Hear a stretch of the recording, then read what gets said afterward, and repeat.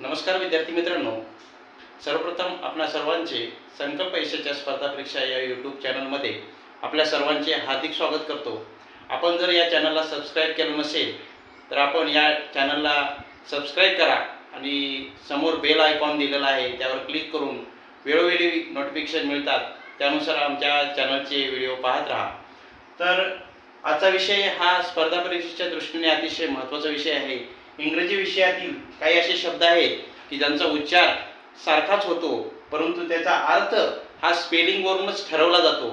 तर असे काही शब्द आपण पाहूया की जेणेकरून आपल्या या शब्दाचे अर्थ पाहिल्यामुळे येणाऱ्या स्पर्धा परीक्षेमध्ये आपल्याकडून या चुका होणार नाहीत, कारण हे साधे साधे शब्द आहेत आणि त्याची स्पेलिंग जर चुकली तर त्याचा अर्थ सुद्धा आपला चुकतो आणि प्रश्नाचे उत्तर सुद्धा चुकते।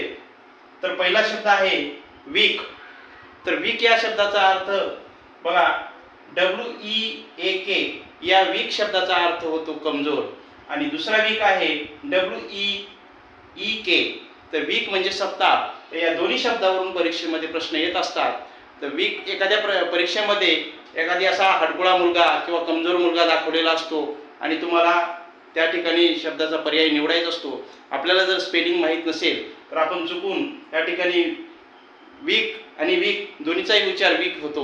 त्यामुळे जर आपल्याला त्या शब्दाची जर एक्झॅक्ट स्पेलिंग माहीत असेल तर आपण नक्कीच हा वीक हा पर्याय निवडू, नसेल तर आपल्याकडून हा पर्याय निवडला जाऊन प्रश्न आपला चुकण्याची शक्यता असते। त्याचबरोबर दुसरा शब्द आहे वीक WEEK। याचा अर्थ होतो सप्ताह। सप्ताह म्हणजे आठवडा।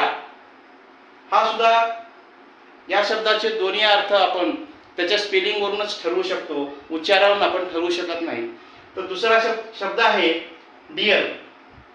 तर बघा DEAR, डिअर म्हणजे प्रिय आहे आणि DEER या शब्दाचा अर्थ होतो डिअर म्हणजे हरिण। तर या शब्दावरून असा प्रश्न विचारला जाऊ शकतो की हरणाचं चित्र दिलेलं आहे आणि तुम्हाला खालीलपैकी योग्य शब्द निवडा म्हटलं तर तुम्हाला त्याची स्पेलिंग जर माहीत असेल तर ते शब्द किंवा प्रश्नाचे उत्तर चुकणार नाही। अन्यथा जर आपल्याला स्पेलिंग माहिती नसेल तर आपल्या या ठिकाणी उत्तर चुकू शकतं, कारण दोन्हीचाही उच्चार सारखाच होतो। त्यानंतरचा दुसरा शब्द आहे वेस्ट। तर हा वेस्ट आहे WASTE। वेस्ट म्हणजे कचरा आणि दुसऱ्या वेस्ट याची स्पेलिंग आहे WEST। तर वेस्ट म्हणजे पश्चिम दिशा। तर त्यापुढील शब्द आहे बघा स्वीट। तर स्वीट आपल्या सगळ्यांनाच आवडतं। तर परीक्षेमध्ये बऱ्याच वेळा स्वीट हा शब्द वापरला जातो, परंतु आपल्याला जर त्याची स्पेलिंग जर लक्षात नसेल चुकून आपण दुसऱ्या स्पेलिंगचा शब्द लिहू शकतो, कारण दुसऱ्या या ठिकाणी SWEET स्वीट म्हणजे गोड आणि SWEAT स्वीट म्हणजे घाम असा या ठिकाणी अर्थ होतो। त्यामुळे आपल्याला या ठिकाणी स्पेलिंग व्यवस्थित माहीत असणं आवश्यक आहे, अन्यथा या ठिकाणी आपल्याला गोड पदार्थ निवडताना चुकून या घाम ज्या शब्दाचा अर्थ होतो त्याची स्पेलिंग निवडली जाऊ शकते। त्यानंतर आहे हेअर। तर हेअर शब्द बघा HERE हेअर म्हणजे येथे आणि HAIR हेअर म्हणजे केस।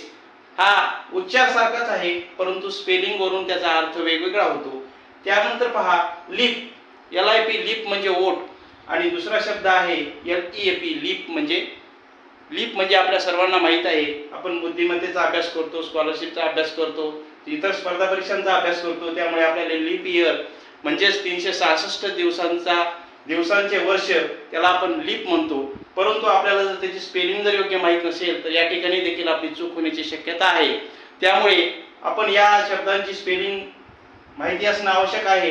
अशाच प्रकारच्या नवनवीन माहितीसाठी आणि व्हिडिओसाठी आमच्या यूट्यूब चॅनलसोबत आपण सतत जोडून राहा आणि आमचे व्हिडिओ पाहत राहा।